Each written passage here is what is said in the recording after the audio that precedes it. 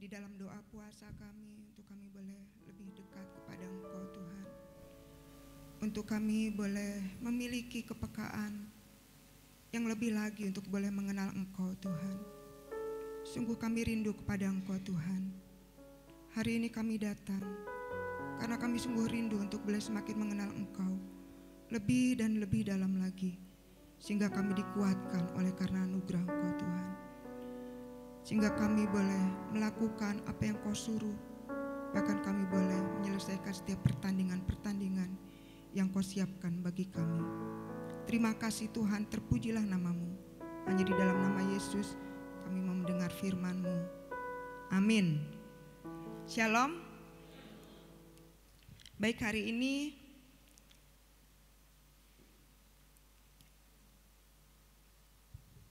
kita akan belajar dari Rasul Paulus, seorang hamba Tuhan yang luar biasa.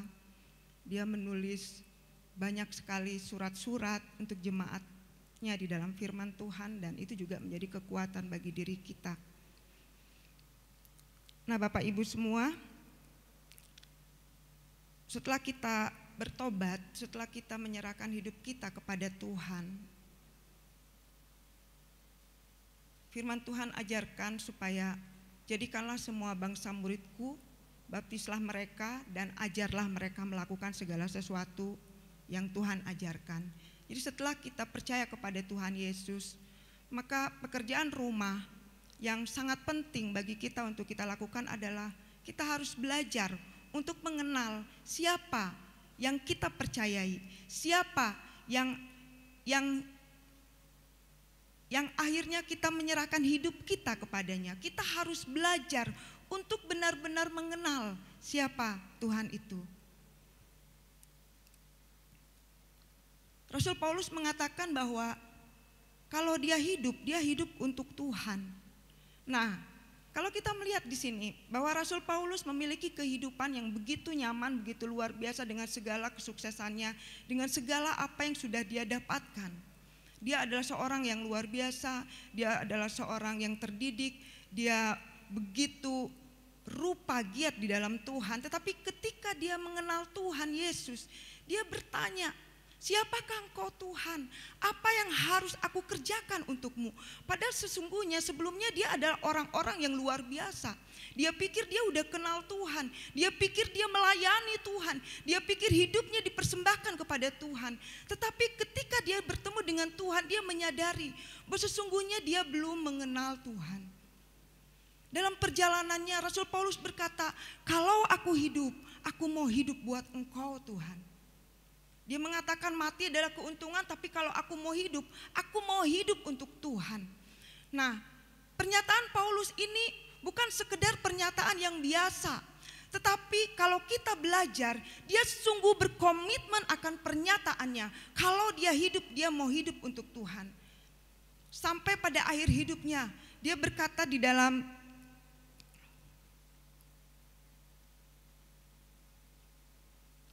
Dua Timotius 4 ayat 7, dia berkata, aku telah mengakhiri pertandingan yang baik, aku telah mencapai garis akhir, dan aku telah memelihara iman.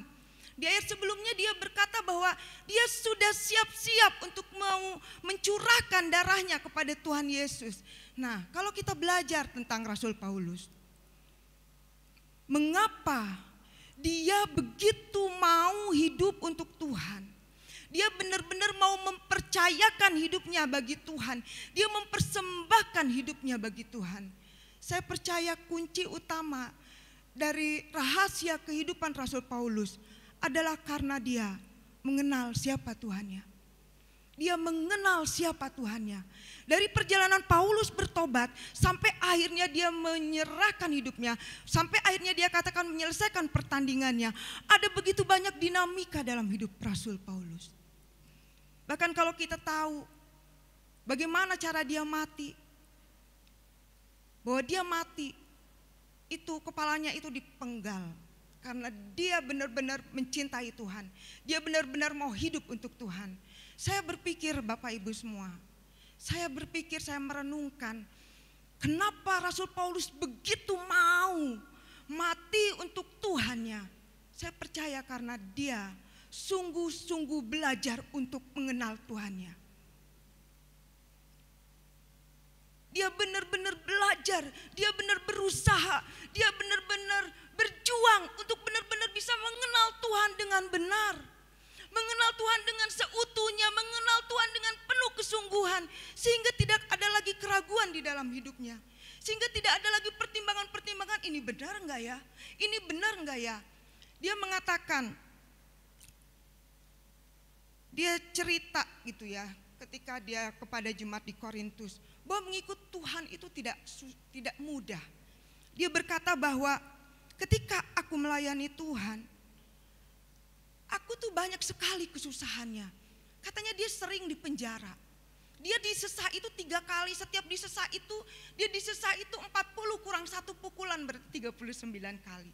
Dia didera, dia mengalami karam kapal, dia mengalami kesepian, dia mengalami begitu banyak hal. Dia didera, dia dilempari batu, 3 kali mengalami karam kapal. Sehari semalam dia terkatung-katung di tengah laut. Dalam perjalanannya dia sering diancam banjir, diancam bahaya penyamun, bahaya dari pihak orang Yahudi. Dia ditekan, ditentang dari kiri, dari kanan, dari atas, dari belakang. Tetapi dia tetap teguh, dia tetap yakin, dan dia tetap berlari menuju kepada panggilan Tuhan. Bagaimana dengan kita, saudara? Di dalam kehidupan kita melayani, ada begitu banyak dinamika di dalam kehidupan kita. Tapi bagaimana kita bisa mempertahankan supaya kita tetap tertuju kepada Tuhan, supaya kita tetap tertuju kepada panggilan Tuhan, bahkan kita boleh terus, Tuhan sampai akhir nanti aku tetap setia kepada Engkau Tuhan. Aku tetap berpegang kepada panggilan yang Tuhan berikan. Walaupun ada banyak hal, walaupun ada banyak badai, walaupun ada banyak hal yang berusaha menekan. Saya percaya mengapa Rasul Paulus bisa sampai sedemikian ini, memiliki komitmen yang begitu kuat, karena dia kenal siapa Tuhannya. Ketika dia mengalami banyak tuduhan, ketika dia mengalami banyak penderitaan baik secara fisik baik maupun secara mental, kalau saja dia tidak mengisi hatinya dengan perkataan Tuhan, dia tidak menjaga imannya dengan apa yang Tuhan katakan, saya nggak tahu apakah dia bisa tetap sampai akhir. Mungkin ada banyak orang bilang, kok kamu makin susah sekarang ya, hidupmu jadi begini, kamu didera, kamu begini, kamu seperti jadi penjahat begini begitu.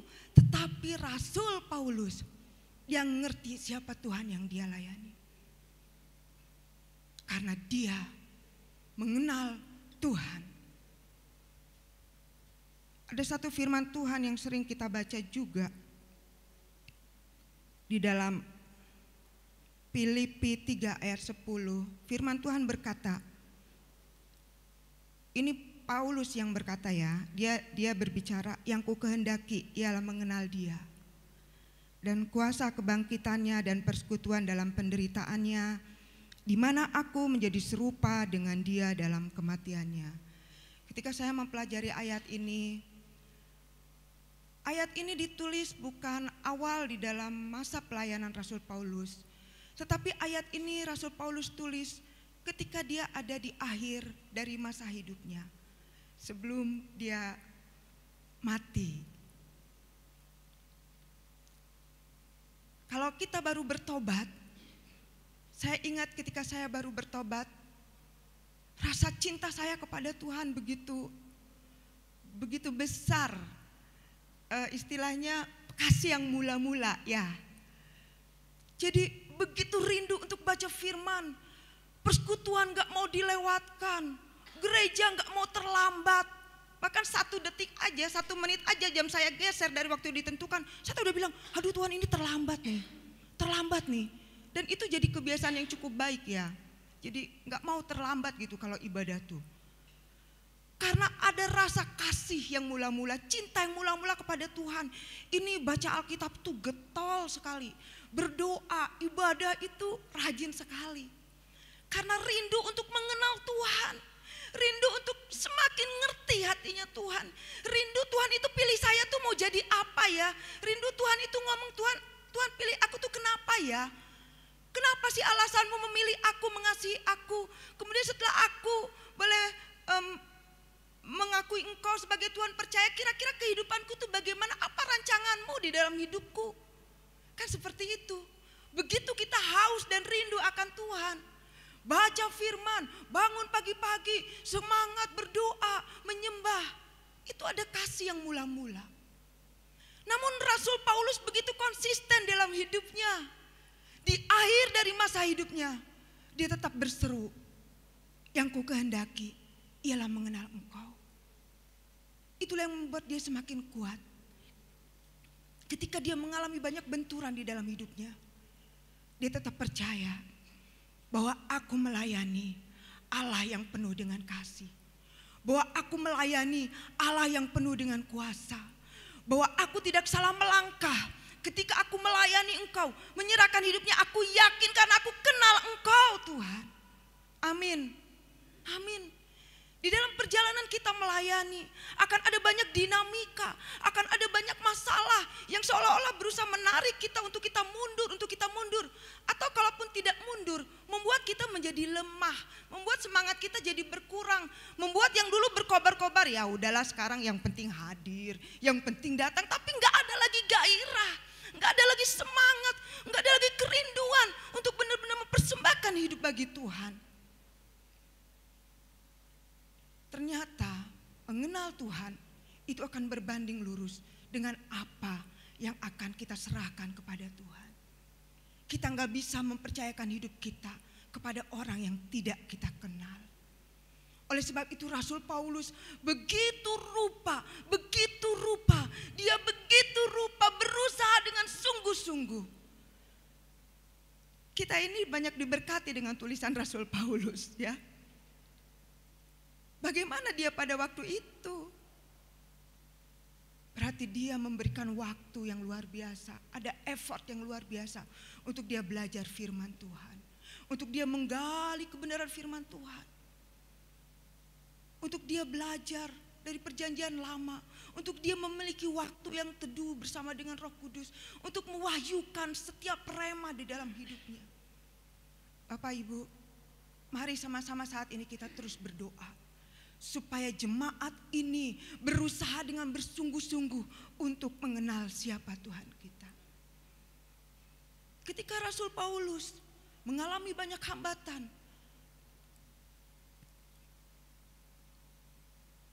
ya, dikatakan bahwa dia mendapat bahaya dari bahkan saudara-saudara palsu dikatakan.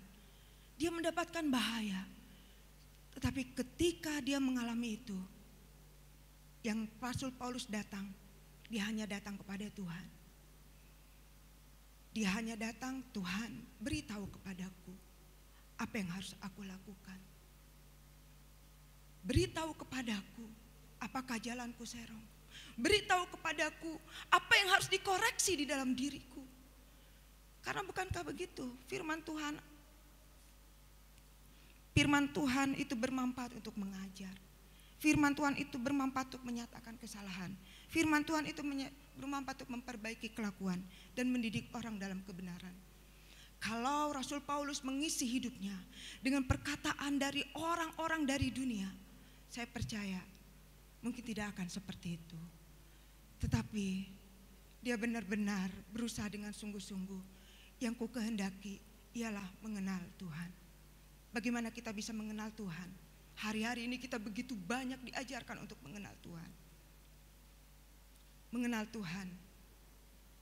Mari kita semakin giat mengenal Tuhan lewat kebenaran firman-Nya. Mari kita semakin giat lagi, berusaha lebih lagi untuk mengerti sehingga kita menjadi orang-orang yang teguh, tidak tergoyahkan, tidak diombang-ambingkan. Ketika kita mengalami sesuatu hal, ketika kita mengalami suatu tekanan, itu tidak membuat kita menjadi goyah dan kita mulai meragukan panggilan Tuhan di dalam hidup kita. Ketika kita mendapat tekanan, itu tidak membuat kita menjadi ngambek. Ya sudahlah, aku sekarang mau undur. Ya biasa-biasa aja lah melayani. Gairah kita akan Tuhan menjadi surut. Saudara, orang yang mengenal Tuhan dengan benar, dia pasti merasakan kasih karunia daripada Dia. Kasih karunia itu apa?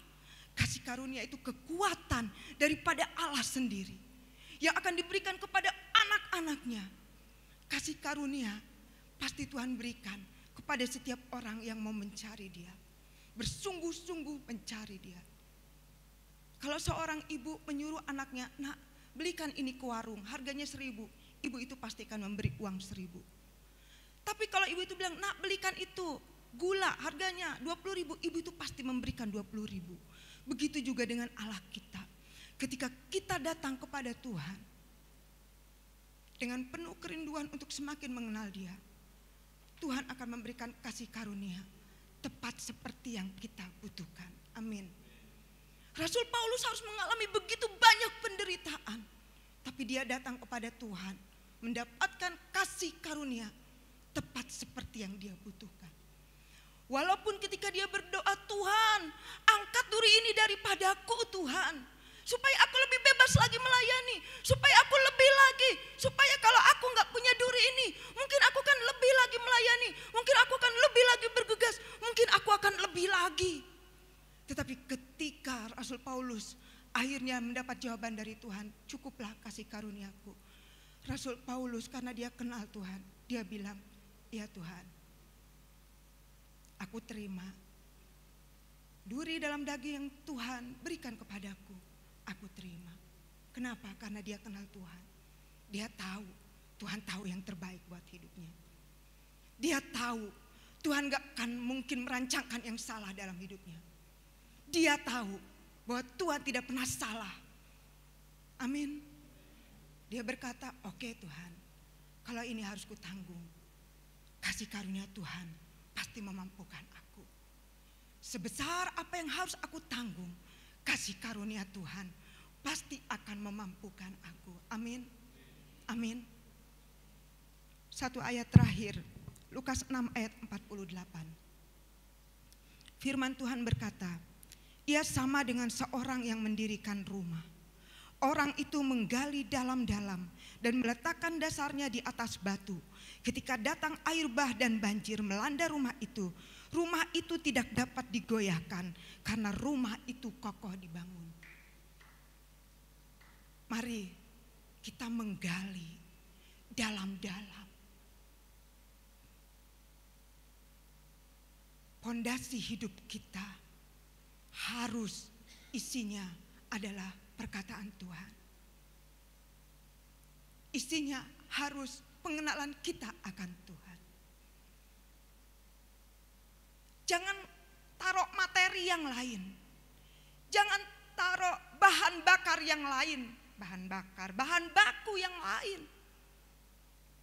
Sebagai pondasi dari hidup kita, mari kita gali dalam-dalam dan kita isi dengan firman Tuhan. Amin. Makanya kita harus cintakan firman Tuhan.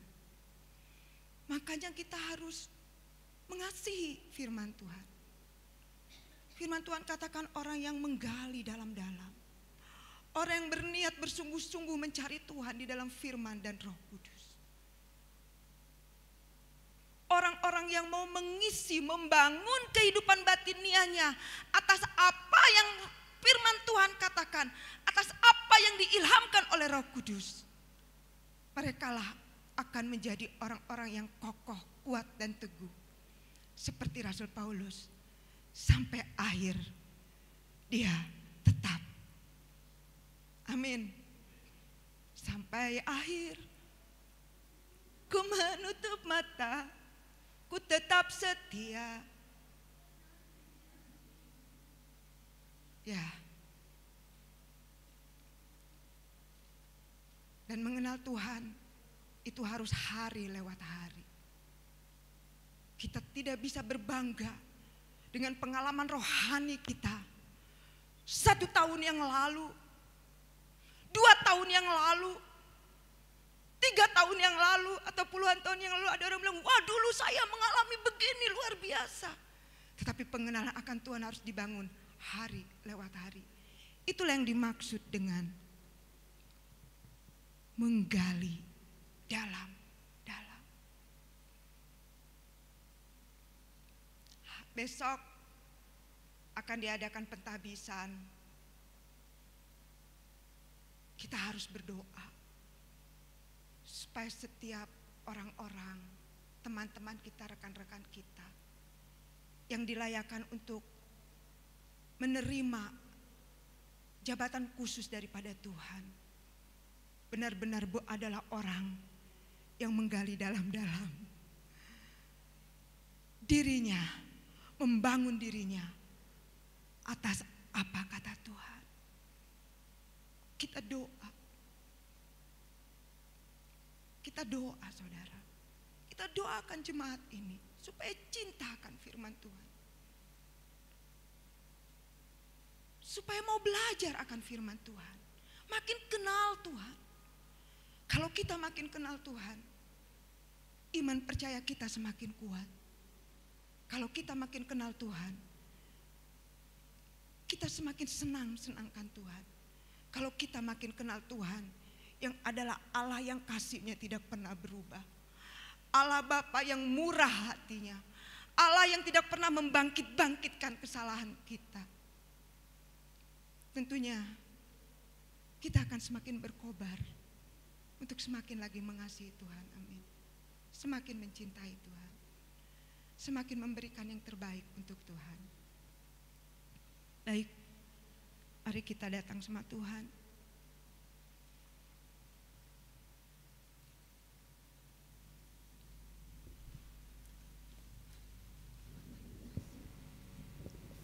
Kita berdoa supaya kehausan, kelaparan untuk semakin mengenal Tuhan.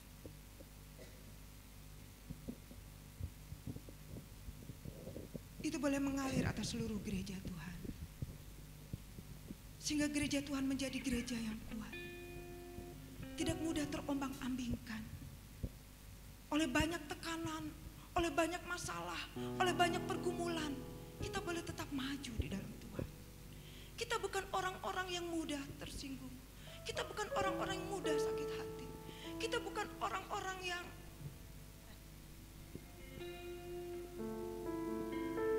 tetapi kita menjadi orang-orang. Dikatakan dalam firman Tuhan, orang yang mengenal Allahnya akan tetap kuat dan bertindak. Amin. Mari kita doa. Mari kita doa sama-sama. Kita doakan mulai dari anak sekolah minggu, diajarkan untuk mencintai firman Tuhan, untuk belajar mengenal Tuhan. Anak-anak TNG, kita doakan ketika mereka mulai bertekun di dalam pemuridan, biarlah mereka boleh menikmati pemuridan itu. Mereka menikmati sesuatu yang menyenangkan. Ketika mereka belajar firman, semakin mereka belajar, semakin mereka merasakan gairah yang luar biasa. Kita doakan juga untuk pelayanan pemuda. Kita doakan supaya para pemuda di pelayanan ini boleh bangkit. Para pemuda ke depan ini pelayanannya boleh terbuka, dan anak-anak muda mereka juga adalah bagian dari keluarga di tempat ini yang mau maju bersama-sama. Amin.